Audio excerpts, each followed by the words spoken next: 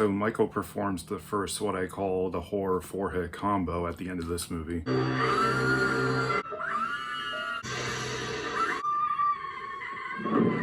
And then Dr. Loomis retaliates with a horror five-hit combo.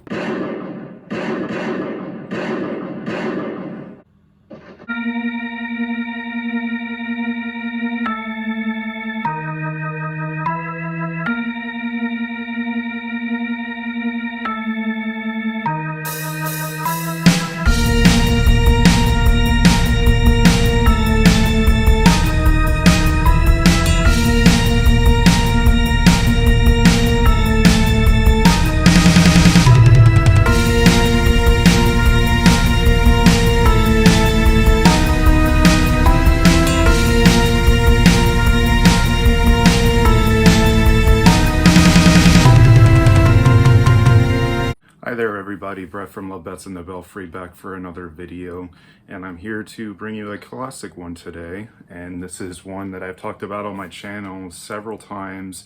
If you're a follower of the channel, I've talked about it in several videos, and I'm a huge fan of the franchise. While I have my gripes with some of the movies, I generally enjoy every movie to an extent from the franchise, but I'm talking about the 1978 Halloween.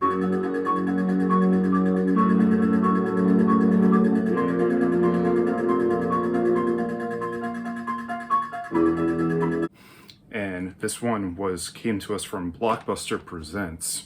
And so when I went to watch this on VHS, I was expecting, usually coming attractions or coming soon to home video that you normally see on DVDs, Blu-rays, and VHSs.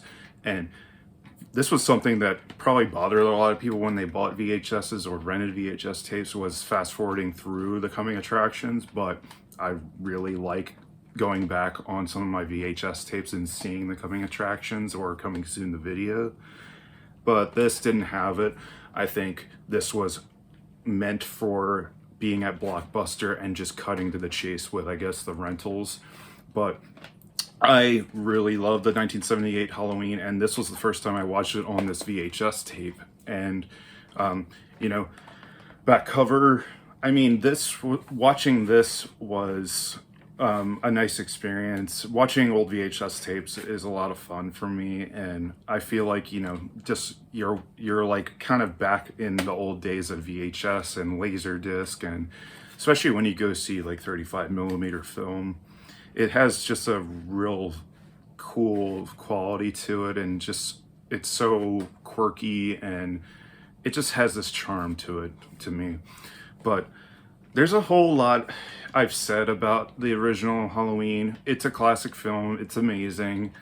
This is a movie, I would say, I guess something that I haven't said about this is I think modern audiences may watch this film, and me just trying to get the perspective of, like, almost like someone growing up now and like going back and watching this movie, because we have this new timeline of Halloween movies, and especially Halloween Kills coming out last year, and you have Halloween Ends about to come out. Like, it is a very different vibe. And while I think the 2018 Halloween kind of captured a little bit of this type of vibe, but they definitely modernized it. And with Michael Myers, they weren't afraid to make him more brutal. And then in Halloween Kills, he was extremely brutal.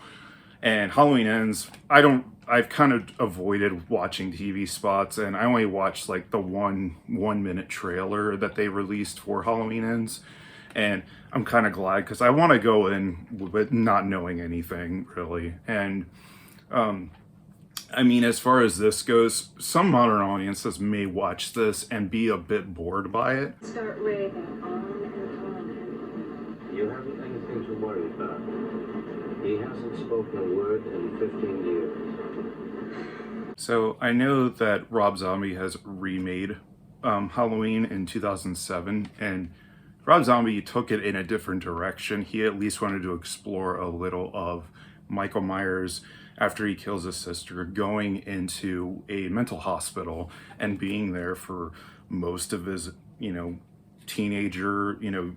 child to teenager life, going into young adulthood.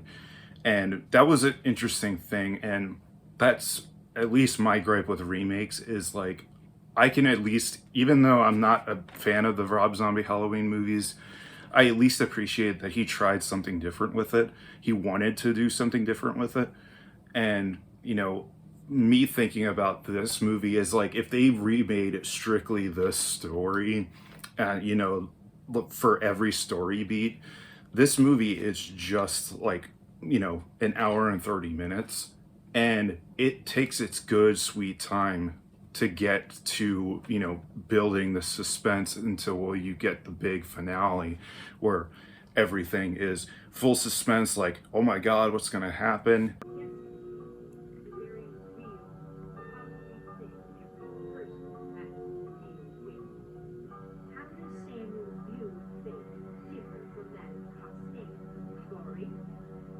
Answer the question. And, this whole movie takes its good time getting there, and it's only 90 minutes. So when I was thinking about, like, if they remade this movie now and, story beat for beat, I would think that this movie would be probably like an hour to an hour and 10 minutes. We get candy. Boogeyman, who's the boogeyman? The boogeyman, the boogeyman, the boogeyman, the boogeyman. Call me an old man at heart, but I like things that take their time, and I like movies that really care about the setup more than just getting to the good stuff or whatever. Because to me, the good stuff makes that all the more better when you have a good setup and you take your time getting there.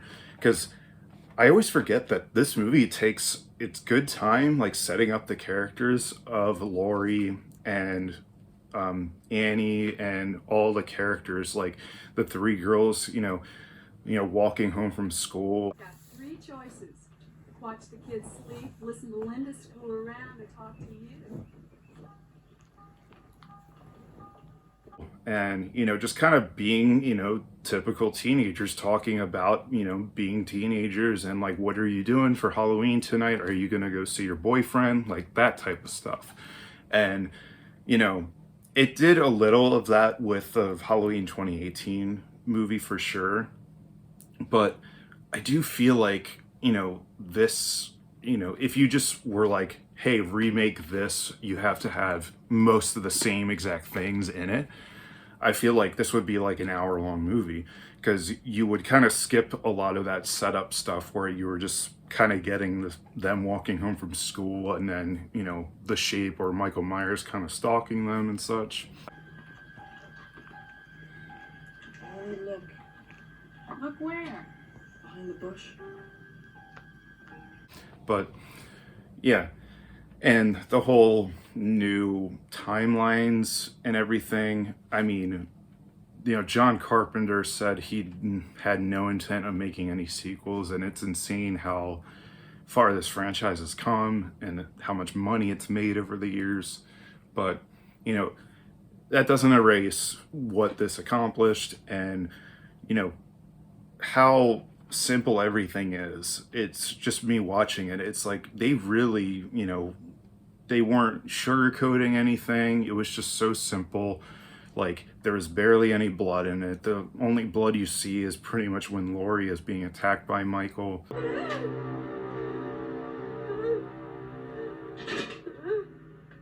And, like all the characters, like how they get killed, like Michael strangles someone, Michael stabs one guy against the wall, but you don't see any blood from him, and he's just hanging there.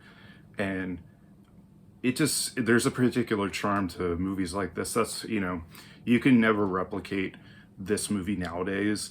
And, it's a different time, of course, but it is cool to go back and see how different movies were made. And I thoroughly enjoy this movie. Chicken. Go ahead, Lonnie. Go in. Hey. Hey, Lonnie, get your ass away from there. Hey, Lonnie, get your ass away from there.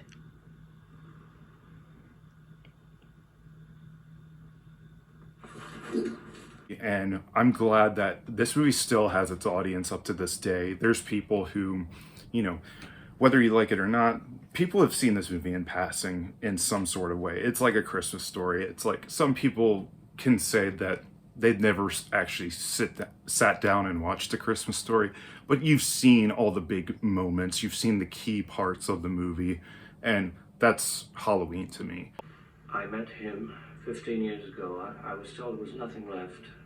No reason, no conscience, no understanding, and even the most rudimentary sense of life or death, of good or evil, right or wrong.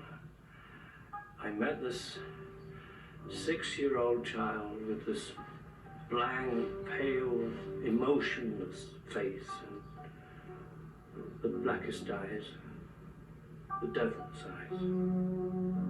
I spent 8 years trying to reach him, and then another 7 trying to keep him locked up, because I realized that what was living behind that boy's eyes was purely and simply evil. What do we do? He's been here once tonight. I think he'll come back. So, I mean, there's not a whole lot you can say other than, you know, simply put on this movie and just enjoy it. And at least showing the VHS tape, I think it's kind of cool.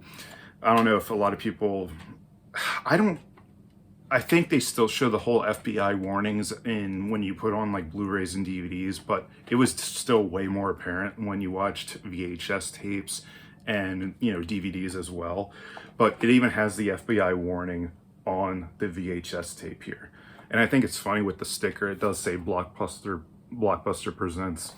And I found this at an antique shop in my local area.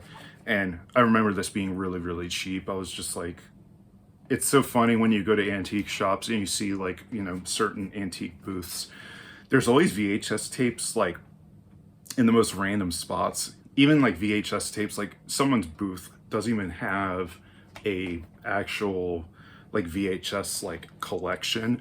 They'll just have like a bunch of like antique and knickknack stuff, and then all of a sudden they just have 3 VHS tapes sitting near there. And I think this is how I ended up finding this. It was really interesting.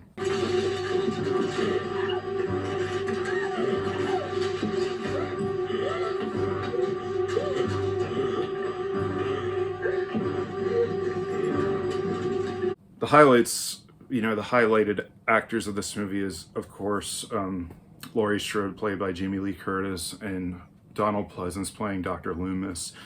And it's a shame that they kind of resetted the timeline because, you know, while that doesn't take away from, you know, Donald Pleasance being Dr. Loomis in the first movie here, because that carries through the rest of the series and even this new timeline of movies. I remember over in Russellville, on Chai Bowles, about 15 years ago. One night he finished dinner and he excused himself from the table and he went out to the garage. He got himself a hacksaw. And then he went back into the house and he kissed his wife and his 2 children goodbye. And then he proceeded... Where are we? It kind of sucks with this new timeline because it's just like, obviously, you know, Donald Pleasance has long been passed. So, you know, 2018 Halloween, they had a new doctor, and then they had a flashback in Halloween Kills to 1978, which was a cool scene, but they had someone dressed up like Donald Pleasance. So, I mean, at least his legacy kind of lingers through this whole series. Like, you can't forget about Dr. Loomis. As a matter of fact, it was.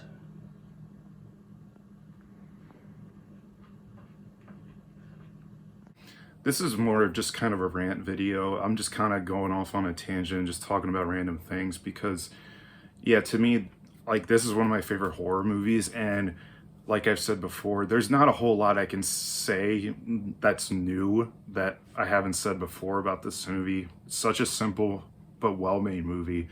And as far as like the criticisms for this, I can see a lot of people who didn't really grow up with this or never really gave it a chance who could watch it now and be like, it's not really for me. I don't see what the big deal is. And I can honestly kind of understand that. But with my taste, I like slow burns. I like movies that take its time going. And to me, that just makes for a better experience in my opinion. But with new day and age and a lot of people kind of like things getting to the point, I can see people watching this movie and just being like, I got bored. I got bored after 20 minutes in, nothing happened, and, you know, that type of thing. But, you know, those type of movies have its audience for sure. So I'm going to wrap it up there. If you have never watched an old horror movie on VHS that, you know, these have come out on VHS for, definitely give it a chance. And yeah, I thoroughly enjoyed watching this on VHS for the first time.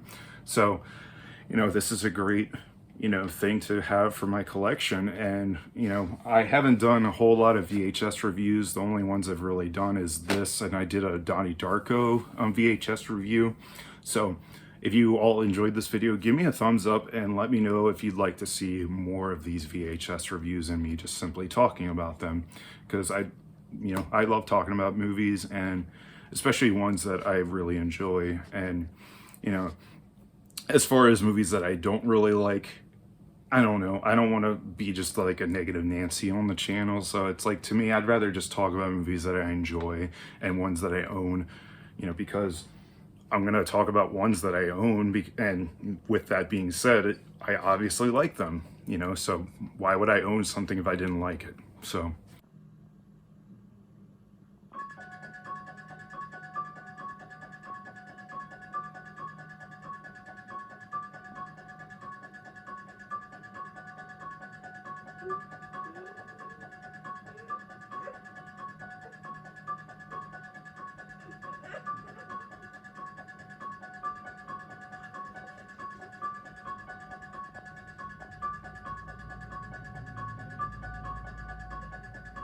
Anyways, thank you all for watching, and I will see you in a future video. Bye.